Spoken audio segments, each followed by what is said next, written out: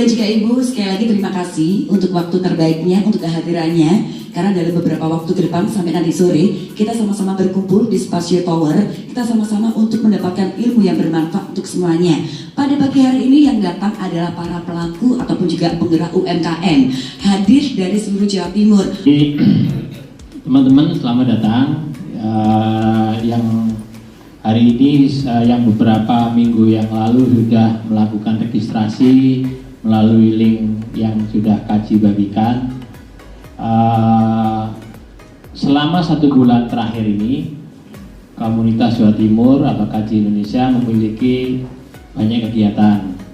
Seperti yang di awal kemarin kita mungkin Pak Kunjoko ikut, itu kita juga punya kegiatan kerjasama dengan Badan Standarisasi Nasional, itu mengenai SNI. Kemudian kita juga, Kaji juga memiliki kegiatan namanya pelatihan bisa yang ada di Citarum 19, basecampnya Kaji, itu mengangkat kegiatan-kegiatan workshop 10-20 orang, apakah itu akuntansi, apakah itu pelatihan ekoprint, shibori, dan lain-lain, seperti itu. Jadi hari ini kita dikumpulkan dari berbagai macam kategori UMKM, baik yang sudah punya produk atau yang masih punya ide di sini untuk dimunculkan. Kami akan bantu ya. Hari ini temanya adalah peningkatan kualitas digital marketing. Karena apa? Sebagus apapun produknya, kalau tidak dijual buat apa? Ya kan? Kalau sebagus apapun produknya, kalau dijual nggak bisa dapat pembeli buat apa? Oleh sebab itu, salah satu tema dari pemasaran itu luas, tapi salah satunya hari ini akan dibahas mengenai digitalnya. Tentu teman-teman sudah paham apa itu pemasaran digital, tapi yang hari ini saya yakin benar-benar baru seperti yang saya sampaikan di grup peserta. Teman-teman akan melihat suatu teknologi yang alhamdulillah itu sudah mendapatkan award dari Presiden Republik Indonesia. Apa sih JSON Indonesia itu? Adalah satu lembaga badan yang berwenang untuk mengalokasikan penomoran barcode di jasa, aset, dan produk. Jadi tidak ada lembaga lain yang bisa mengeluarkan nomor barcode itu kecuali apa? JS1 Indonesia. Kebetulan namanya selalu begini ya. Artinya JS1 diikuti nama negara. Kalau Bapak nanti googling di Google, ketik JS1 akan muncul banyak JS1. Mulai dari Singapura, Malaysia, UK, Emirat Arab ya, dan seterusnya. Mulai dari Afrika sampai Amerika, Asia dan sebagainya akan banyak ketemu dengan JS1. Kebetulan di Indonesia namanya JS1 Indonesia kayak gini. Ini kita temanya adalah pentingnya barcode bagi industri makanan dan minuman. Sebetulnya tema ini kurang luas ya. Kenapa? Karena dari video yang Bapak saksikan tadi, barcode itu ada di mana aja? Siapa yang bisa menyebutkan? Ada di mana? Di healthcare ada, di jasa ada, di buah, tidak fruit ya, tidak hanya makanan dan minuman, food and beverage. Jadi barcode itu di semua segi sektor industri akan ada di situ. Nggak apa-apa. Kita di sini hadir pun tidak hanya dari makanan minuman ya. Walaupun kebanyakan memang usaha itu ada di bidang food and F&B ya. Oke. Barcode, sudah pernah dengar kan barcode? Saking familiarnya ya, jadi setiap HP atau apa, ibu pegang HP sekarang pasti kenal barcode.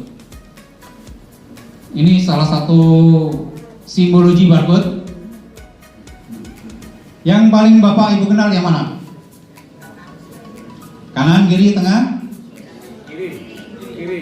Kiri berarti ini ya. Tengah, kanan. Kanan saya kira sering juga Bapak kenal ya. Jadi bedanya ini yang barcode satu dimensi, yang ini dua dimensi ya. Namanya barcode apa ini? Yang paling kanan ini? QR kan? Yang jawab QR siapa ya? Oh banyak ya. Singkatan dari apa Bu ya? QR singkatan dari apa? Quick Response. Ya, ternyata saya ada di tengah-tengah masyarakat yang intelektual ya. Yang intelektualnya tinggi. Tepuk tangan untuk diri kita sendiri. Tidak ada satupun barcode yang sama di Indonesia ini. Bahkan di seluruh dunia. Artinya tidak ada satu barcode untuk dua produk. Atau dua produk kebalikannya ya, mempunyai satu barcode. Nggak ada. Kalau ada yang terjadi begitu gimana? Berarti salah satu ini nggak benar, palsu. Kita melihat bahwa kita ingin mewadahi para pebisnis UKM ini agar lebih bisa menaikkan omsetnya dengan punya kantor yang murah dengan fasilitas yang lengkap. Nah ini kita berikan di gedung kita ya, di Spasio Tower ini kita punya office building. Luas dari 11 hingga 2000 meter persegi. Operasional kantor kita nggak ada batasan waktu, 24 jam. Kemudian penggunaan energi listrik, kemudian green building juga kita perhatikan dari sisi developer. Ya, oke. Pagi teman-teman, siang juga teman-teman. Kita hari ini akan mengajarkan teman-teman tentang teknologi digital ya, khususnya di dunia digital marketing ataupun sosial media. Saya mau teman-teman berpikir, kenapa sih orang-orang zaman sekarang jualannya lewat sosmed sama jualan online? Tahu nggak kenapa? Dari tadi saya nggak dapat clicker. Sorry, belum otomatis ini slide-nya. Oke. Boleh dibantu? Clickernya kayaknya lowbat. Tadi juga. Next. Oke, ya. Jadi menurut BI ataupun McKinsey juga, data dari 2017 sampai 2022 dalam hanya 5 tahun itu perkembangan angka e-commerce dan transaksi lewat sosial media itu 7 sampai 8 kali lipat. Bayangkan hanya dalam 5 tahun, per tahunnya usaha Bapak Ibu naik hampir 2 kali lipat tiap tahunnya.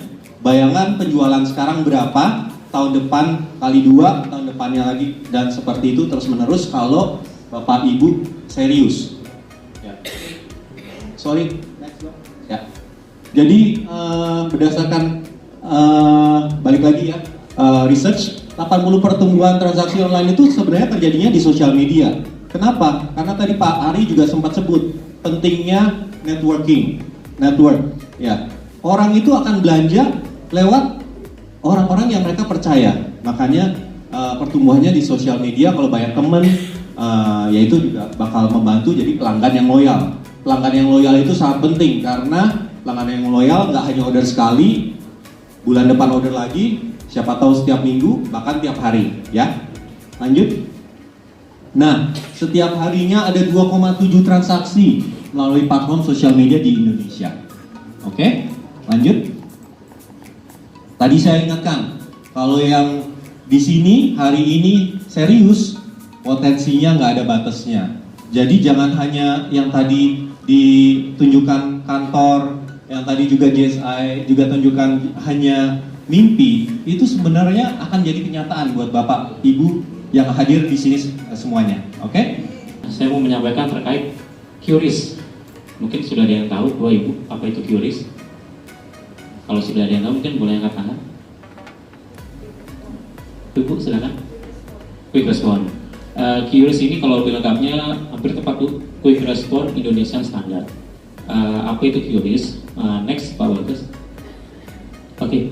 Jadi QRIS ini Virus ini kalau mungkin saya bentuknya seperti ini OPU. Jadi satu barcode yang bisa menerima segala macam pembayaran dompet elektronik. Mungkin kita semua di sini pasti sudah memiliki dompet elektronik. Dompet elektronik itu apa sih? OVO, GoPay, Link Aja, Dana, ShopeePay itu merupakan dompet elektronik. Yang terhormat kepada dari Mr. Andrew dari Halo Sis, kemudian Pak Ibnu, kemudian Bu Desi ya, Bu Desi dari Mandiri. Tadi kalau dibilang narasumbernya semua laki-laki, Bu Desi kayaknya more beautiful than me gitu ya. Oke. Hari ini ada hal mungkin yang cukup penting yang perlu saya sampaikan. Oh ya, mengenai tadi ancaman-ancaman, itu sebetulnya itu bukan ancaman. Itu adalah tondo trisno dosen ke mahasiswanya. Karena apa?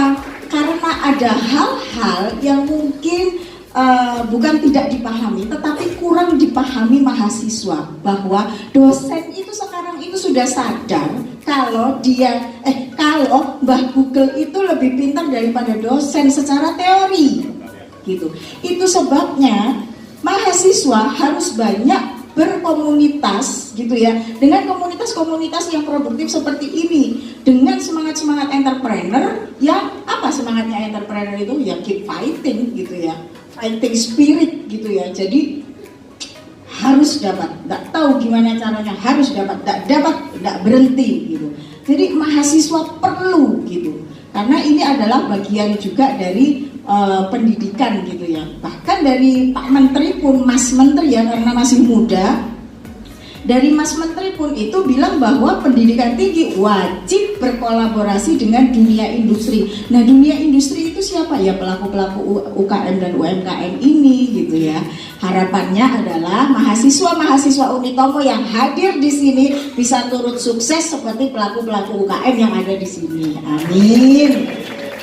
Mungkin ada sedikit yang sudah pernah mendengarkan mengenai ICSP, saya akan refresh sedikit, gitu ya. Saya perlu itu nggak ya? Perlu apa? Oh iya ya, aman Mas Ari, thank you. Oke, saya tidak usah memperkenalkan diri ya. Saya Wakil Rektor 4, saya bagian kerjasama promosi dan marketing. Jadi Bapak Ibu yang mau bekerja sama dengan perguruan tinggi, monggo. Setiap saat 24 jam Bapak Ibu bisa kontak saya hanya untuk bekerja sama dengan perguruan tinggi, gitu ya. Bahwa Universitas Dr. Sutomo itu punya 8.000 mahasiswa S1, S2, dan ini sudah hadir lagi S3. 27 program studi, 9 fakultas. Jadi di mana ada society, di mana ada kerumunan massa, disitulah pasar. Benar apa benar? Nah, jadi jangan dikira mahasiswa saya ini bukan pasar. Oh, potensial ini mahasiswa saya ini. Bukan hanya pasar, tetapi mereka juga potensial untuk menjadi wirausaha handal, gitu.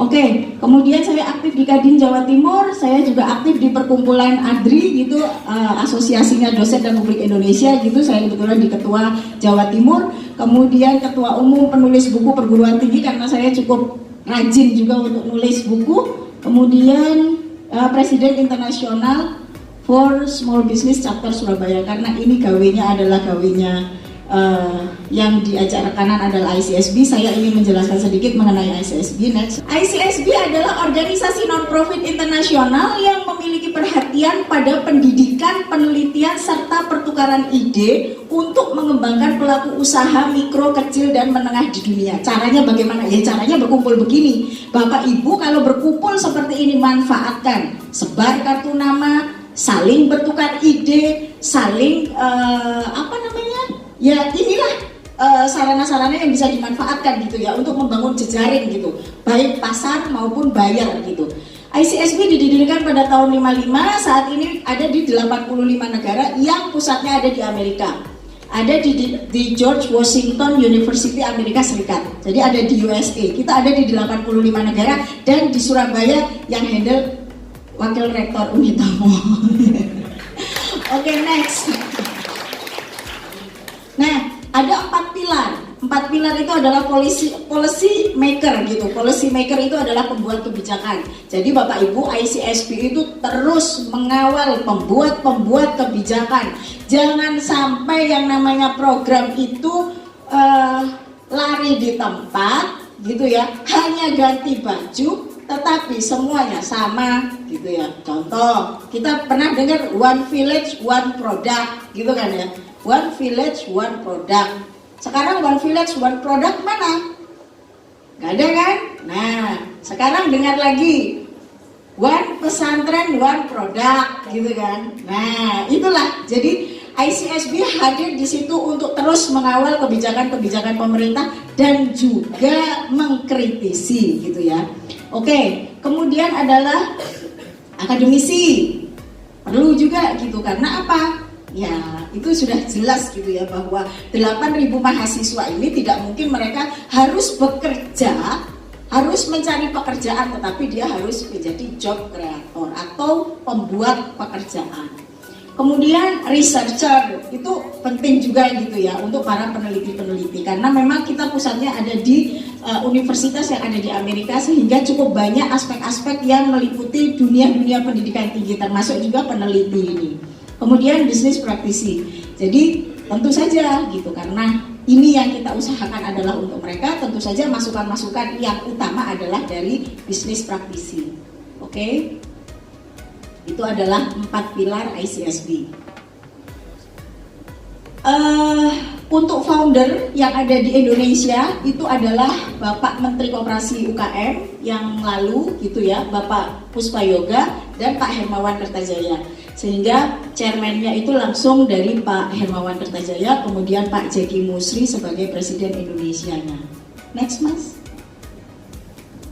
Ini adalah peranan ICSP Indonesia di dunia internasional. Jadi salah satu contoh aja, kemarin saya juga dikirim dengan funding atau pembiayaan dari World Forum itu ke Makau gitu, ke Makau. Dan ini saya insya Allah berangkat lagi bulan Juli itu ke Paris. Jadi peran-peran ICSP-nya itu ada di situ gitu. Jadi ada pendanaannya juga gitu ya. Oke, ini yang di dunia internasionalnya. Kemudian ini yang berkontribusi mendesain, meluncurkan Galeri Indonesia Wow, itu masih dengan Pak Menteri yang lalu. Ini pengukuhan pengurus ICSP Jawa Timur. Kemarin kita di Jawa Tengah, besok ini kita ke Karanganyar. Oke, next. Nah, ini yang wilayah Jawa Timur, pendukungnya gubernur, pembinanya adalah kepala dinas, Pak Dr. Plus. Oke. Bentuk program kerja dari ICSP itu adalah ini yang untuk boost untuk pelaku UKM. Jadi ada motivasi scale up, kemudian program vokasi, akses pemodalan, PKBL dan CSR, sertifikasi. Yang kita banyak itu sekarang itu cukup banyak itu dengan BSN itu adalah sertifikasi SNI gitu. Bahkan terakhir ini sudah digandeng lagi ICSP untuk ISO gitu ya. Kemudian yang untuk mempersiapkan yang pemula itu adalah motivasi kewirausahaan, kompetisi dan akses biaya pemula gitu. Jadi memang perlu di klaster lagi mana yang baru mulai, mana yang sudah menuju ke startup. Oke, next. Menjadi mitra Provinsi Jawa Timur dalam pendampingan One Pesantren One Product. Jadi hampir seluruh pengurus dari ICSP itu masuk dalam SK Gubernur untuk OPOP. Menjadi mitra pemerintah Provinsi Jawa Timur dalam pendampingan East Java Super Corridor di 5 Bakorwil, mendorong dan mendukung ICSP tingkat daerah untuk memberikan pendampingan kepada para pelaku UKM pemula, menjadi tuan rumah pelaksanaan Munas ICSP Indonesia di Surabaya. Nah, ini yang ingin saya jelaskan mengenai Munas ICSP yang ada di Surabaya. Oke. Sebelum kita ke Munas, mungkin kita akan masuk lagi ke kegiatan ICSP. Jadi hari ini kita ada di Surabaya. Besok seluruh tim, full tim kita berangkat semua ke Karanganyar. Berapa bis, Mas? 1 bis. Total orangnya berapa? 70. Berapa bis? Hah? Oh, 1 bis 5 mobil, total 70 orang dari Jawa Timur berangkat semua ke Jawa Tengah untuk melaksanakan Rakernas di Jawa Tengah. Nah, ini yang sekarang ini sedang kita branding di ICSB itu adalah mengenai ICSB Academy. Jadi saya tadi juga sempat ngobrol dengan Pak Ibnu mengenai ICSB Academy.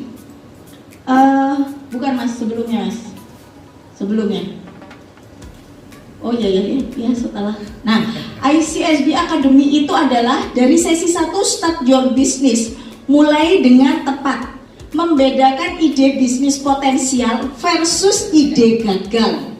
Kemudian eksekusinya agar ide tidak berhenti jadi mimpi. Kemudian strategi menyiasati keterbatasan modal.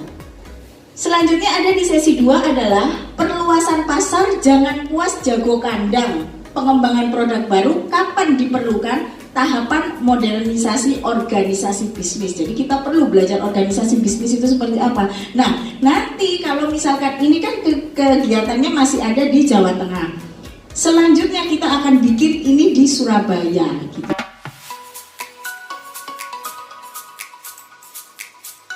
Selamat sore, dengan Bapak siapa? Dengan Pak Andrew ya, dari Halosis. Gimana Pak tentang kegiatan hari ini? Kegiatan hari ini, hari ini kebetulan kita saat ini lagi ada di Spasio Hall di Surabaya. Saya dan tim datang dari Jakarta, kami dari Halosis. Kami sangat senang bisa bertemu dengan para pelaku UMKM, terutama dari seluruh Jawa Timur. Dan juga ada sebagian mahasiswa dari Dr. Utomo, Universitas Sutomo, supaya mereka bisa belajar dan melek lebih tentang teknologi yang ada dan belajar tentang digital marketing ya, untuk memajukan usaha mereka. Gimana Pak kesan, pesan, dan support untuk UMKM di Indonesia? Oke, bagi para pelaku UMKM, pantang menyerah. Ya, semua usaha itu pasti harus dimulai dari perjuangan. Pada saat kita bisa melalui rintangan, itu rasanya pasti senang sekali. Dan kita setiap saat kalau misalnya untuk mau belajar lebih lagi, jangan sungkan berkolaborasi, bertanya ke teman-teman yang lebih mengerti. Ya. Gimana tanggapan Bapak terhadap sebagai pelaku bisnis terkait adanya virus corona ini, Pak? Oke, yang pasti kita semua merasakan impact-nya. Pada saat saya juga terbang kemarin subuh, saya dari Jakarta ke Surabaya, saya pun memakai masker. Kebetulan sekarang saya enggak. Cuma itu tidak menyetop saya untuk melakukan hal yang saya harus lakukan. Contohnya sebagai speaker di acara hari ini ataupun lagi bertemu dengan para pelaku UMKM. Jadi bagi teman-teman sendiri juga pelaku UMKM, balik lagi pasti rintangan selalu ada, masalah selalu ada, tapi jangan dijadikan alasan untuk berhenti. Oke, terima kasih Pak atas waktunya. Kegiatan hari ini materinya cukup padat ya, bahwa memang pada akhirnya teknologi itu mau tidak mau harus kita terima gitu ya. Makanya kita mendatangkan Halosis itu yang dia memiliki robotnya untuk marketplace yang ada di Indonesia gitu ya.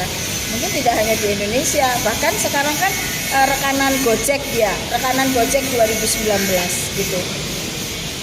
Gimana Bu kesan dan pesan dan support untuk UMKM yang ada di Indonesia? Ya, jadi kalau misalnya materi hari ini tadi itu ditambahkan dengan ada untuk pendanaan KUR dan lain sebagainya, itu saya rasa cukup lengkap ya. Di samping mensosialisasikan bagaimana pentingnya teknologi, tetapi juga ada juga pendanaan. Di luar itu lagi, bagaimana meningkatkan UMKM? Ikutlah acara Munas dan International Expo ICSB November 2020. Itu adalah momen para pelaku UKM dan UMKM untuk scale up, karena di situ tidak hanya digerai produk-produk lokal Indonesia, tetapi juga didatangkan buyer-buyer dari luar negeri. Tanggapan sebagai pelaku bisnis terkait corona, Bu? Oke, memang corona ini sangat memukul beberapa aspek terutama dari pariwisata, baik tiket, kemudian hotel dan tempat-tempat pariwisata. Bahkan juga beberapa meeting besar itu dihimbau untuk tidak mendatangkan dari luar negeri. Tetapi begini, memang ini menjadi sebuah wabah. Kita perlu waspada, tetapi kita tidak perlu panik gitu ya, sehingga kita langsung harus belanja seperti itu. Ini flu gitu, flu yang tingkat kematiannya 0,001 gitu, tingkat kematiannya lebih tinggi, tingkat kematian darah tinggi, jantung koroner, kemudian gula darah gitu, itu jauh lebih tinggi tingkat kematiannya. Jadi kita waspada oke, menjaga kesehatan oke, selalu bersih oke gitu ya, menghindari orang-orang yang mungkin sedang tidak fit gitu ya. Kemudian minum vitamin, makan makanan sehat. Jadi lebih ke menjaga kesehatan, tetapi tidak serta-merta lantas kita menutup diri, tidak mau berakses dengan siapapun, dan itu sudah tidak make a sense. Iya. Sudah. 1 UMKM